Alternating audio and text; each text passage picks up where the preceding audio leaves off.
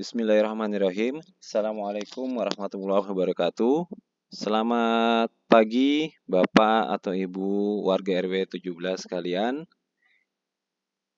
Hari ini saya akan mencoba melakukan sosialisasi terkait nanti pelaksanaan pemilu serentak yang insya Allah akan dilaksanakan pada tanggal 14 Februari 2024. Baik.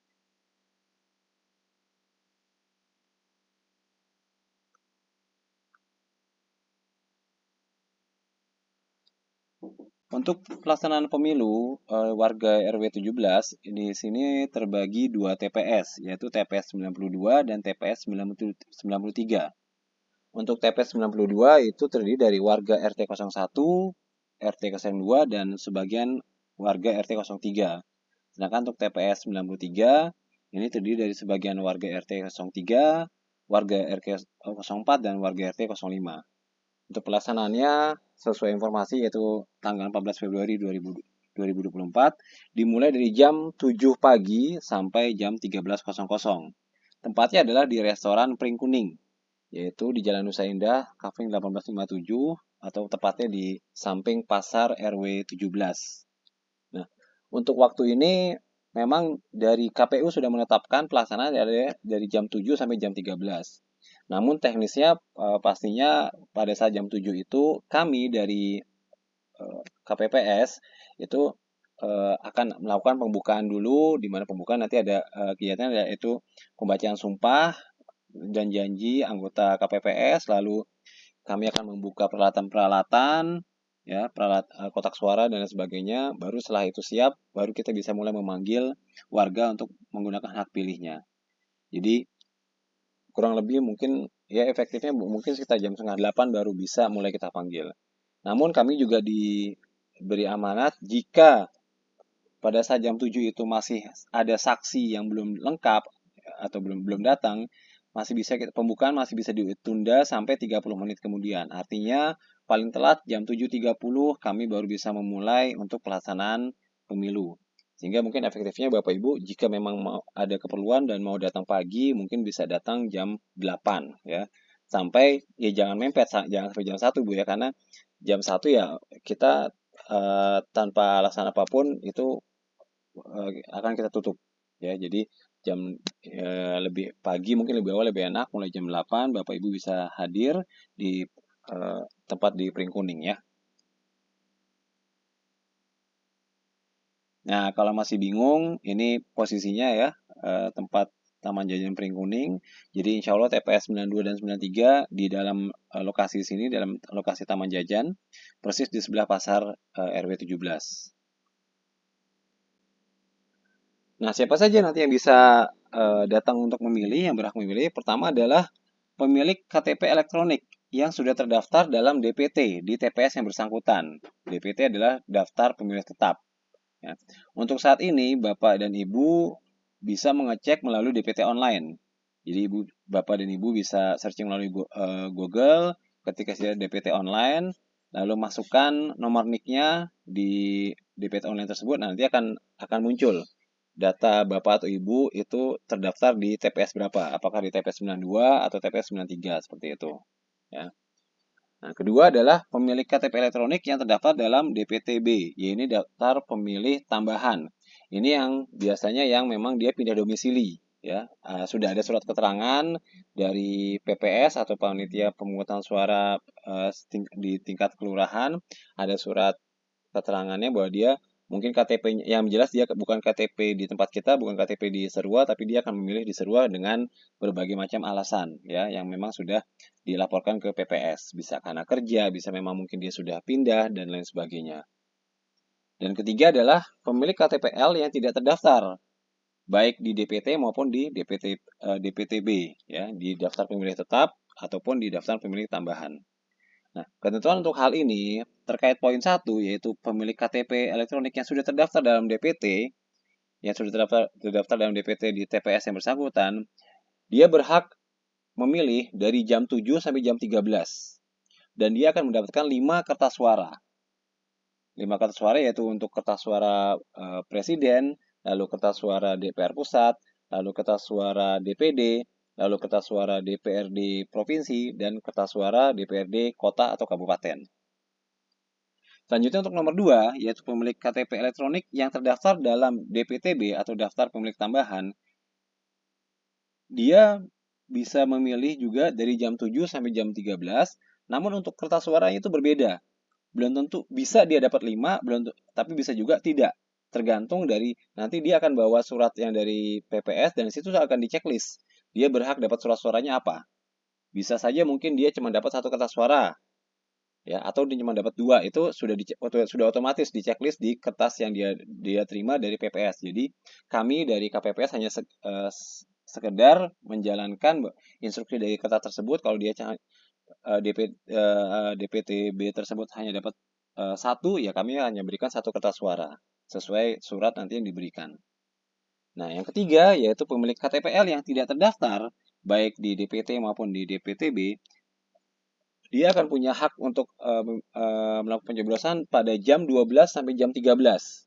Dan ini pun dia akan mendapatkan 5 kertas suara juga kalau untuk yang tidak terdaftar.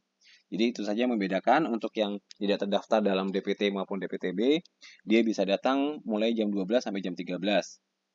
Sedangkan untuk yang DPTB, dia bisa dari pagi, tapi yang membedakan nanti kertas suaranya dia tidak harus mendapatkan 5, tapi sesuai checklist yang ada dari kertas suara yang dia terima dari PPS pada saat dia melapor. Jadi ini pemilih-pemilih yang berhak. Jadi jika Bapak atau Ibu ngecek di DPT online ternyata belum terdaftar, tapi KTP Bapak Ibu memang KTP sini, ya silakan datang nanti pada pukul 12, mulai pukul 12. Ya. Nah, atau sebaliknya, mungkin di DPT Ibu terdaftar tapi bukan di TPS ini, bukan TPS 92 ataupun TPS 93. Ya silakan dicari TPS yang sesuai terdaftar di DPT online tersebut. Posisinya ada di mana. Mudah-mudahan TPS-nya dekat dari sini sehingga juga bisa dijangkau ya, tidak harus pindah kota gitu maksudnya ya. Jadi seperti itu. Silakan dicek di DPT online untuk posisi TPS-nya dan memastikan apakah terdaftar atau tidak. Ini untuk terkait pemilih yang berhak memberikan suara di TPS. Nah, ini tadi seperti saya sampaikan bahwa pemilih yang terdaftar dalam DPT, dia akan otomatis mendapatkan 5 jenis surat suara.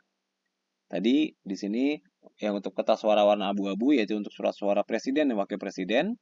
Lalu kertas suara warna kuning ini untuk surat suara DPR.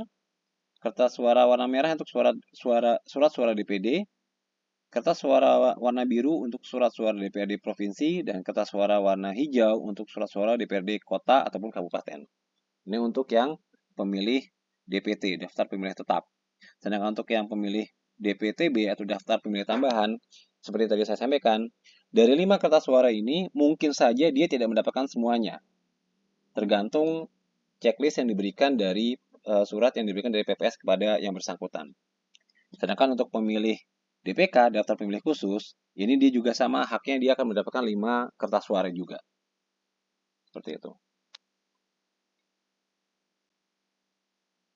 Nah, ini penjelasannya, ada 5 kertas suara dengan warna abu-abu untuk presiden dan wakil presiden, kuning untuk DPR, lalu merah untuk DPD, biru untuk DPRD provinsi, dan hijau untuk DPRD kabupaten atau kota.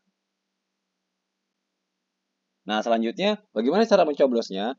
Surat suara dianggap sah jika mencoblos sesuai gambar seperti ini ya. Untuk pemilihan presiden dan wakil presiden, bisa Bapak atau Ibu mencoblos di gambar fotonya. Seperti gambar pertama ini. Ya, gambar fotonya. Atau yang kedua, mungkin tidak di foto tapi di atas. Yang penting masih masuk dalam kotaknya. Masih masuk dalam garis ini ya. Di dalam garis. Seperti gambar nomor 2. Ya.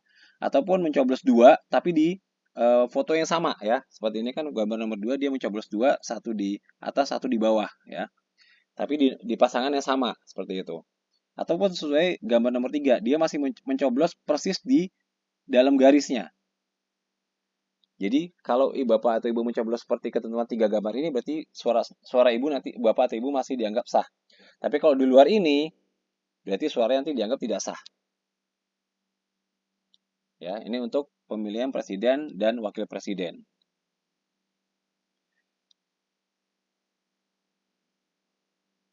Selanjutnya untuk pemilihan anggota DPR, baik itu dari DPR pusat, provinsi, maupun kabupaten dan kota. Surat-suara sahnya ini diambil contoh pertama, bisa mencoblos gambar partainya. Ya, seperti gambar nomor 1 ini, dia mencoblos di partai. Atau yang kedua, mencoblos nama calonnya. Ya, bisa calon nomor 1 atau nomor 2 atau nomor 3. Itu silakan Bapak atau Ibu ya, bisa mencoblos nama calonnya. Atau yang gambar ketiga, dia mencoblos di paling bawah, kosong ya. Ini juga dianggap secara sah karena ini masih satu bagian dari partai tersebut. Di sini contohnya misalnya partai tomat gitu ya. Dia mencoblos di yang kosong di bagian bawah. Ini juga sah. Atau gambar keempat, dia masih mencoblos di persis di garisnya. Masih di dalam garis. Ya. Atau gambar yang kelima, dia mencoblos lebih dari sekali, tapi dalam satu partai. Kalau di sini contohnya, dia mencoblos anggota dewan nomor urut 3 dan nomor urut 7 misalkan. Tapi masih dalam satu partai. Itu masih sah. Berarti di luar dari yang dicocokkan ini, dari 5 gambar ini, berarti surat suara nanti untuk anggota DPR, baik pusat, provinsi maupun kabupaten kota tidak sah. Ya. Misalkan mencoblosnya di luar garis, ya itu sudah berarti tidak sah. Atau mencoblosnya lebih dari satu partai, itu juga berarti tidak sah. Gitu ya Bapak atau Ibu. Jadi silakan dipelajari kembali untuk DPR mencoblosnya. Variasinya paling nggak seperti 5 gambar ini mencoblosnya. Bisa mencoblos di partainya, bisa mencoblos di nama calonnya, ya, atau mencoblos di gambar kosong. Yang penting masih berada di dalam satu partai dan juga berada dalam satu lingkaran ini ya. Seperti ini kan gambar nomor 4 masih dalam garisnya. Oke. Selanjutnya untuk anggota DPD, ini juga sama. Hampir sama seperti tadi presiden, karena ini adalah perorangan untuk DPD, silakan dicoblos salah satunya bisa mencoblos dari namanya atau fotonya ya. Seperti gambar nomor 2 mencoblos foto dan juga namanya. Atau gambar nomor 3 mencoblos persis di pinggir garisnya. Masih masuk ke dalam.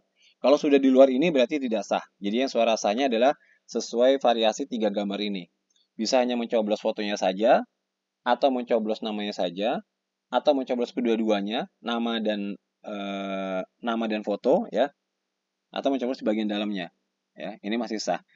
Yang tidak sah misalkan ya mencoblosnya di dua calon anggota DPD ya. Itu berarti sudah tidak sah. Atau mencoblosnya di luar dari gambar calonnya, tidak jelas mau mencoblos ke calon yang mana, itu sudah berarti tidak sah. Ini untuk suara sah dari anggota DPD.